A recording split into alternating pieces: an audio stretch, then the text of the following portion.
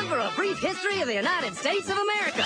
Hi, boys and girls, ready to get started? Once upon a time, there were these people in Europe called pilgrims, and they were afraid of being persecuted.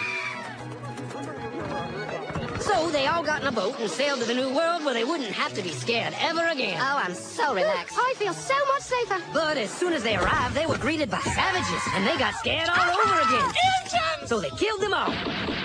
Now, you'd think wiping out a race of people would calm them down, but no. Instead, they started getting frightened of each other. Witch!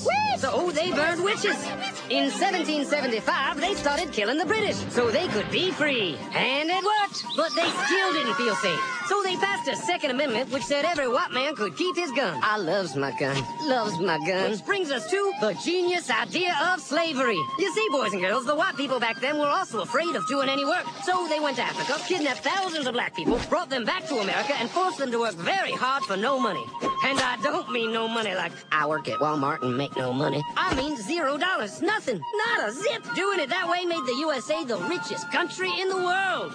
So did having all that money and free help calm the white people down? No way. They got even more afraid. That's because after 200 years of slavery, the black people now outnumbered the white people in many parts of the South. Well, you can pretty much guess what came next. The slaves started rebelling. There were uprisings, and old master's head got chopped off. And when white people heard of this, they were freaking out and going, I want to live. Don't kill me, big black man.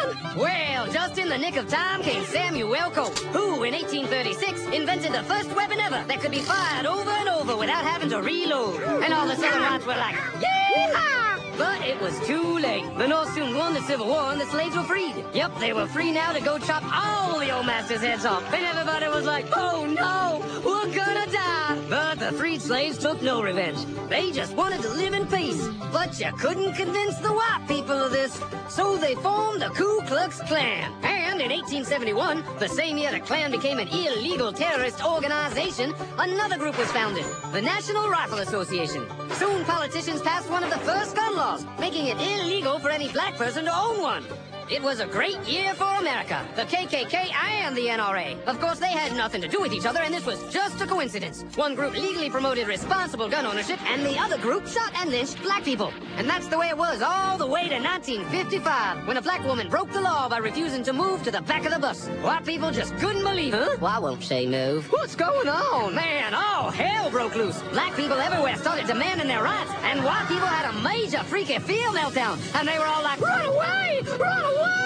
And they did. They all ran fleeing to the suburbs where it was all white and safe and clean. And they went out and bought 250 million guns and put locks on the doors, alarms in the houses, and gates around the neighborhoods. And finally, they were all safe and secure and snug as a bug.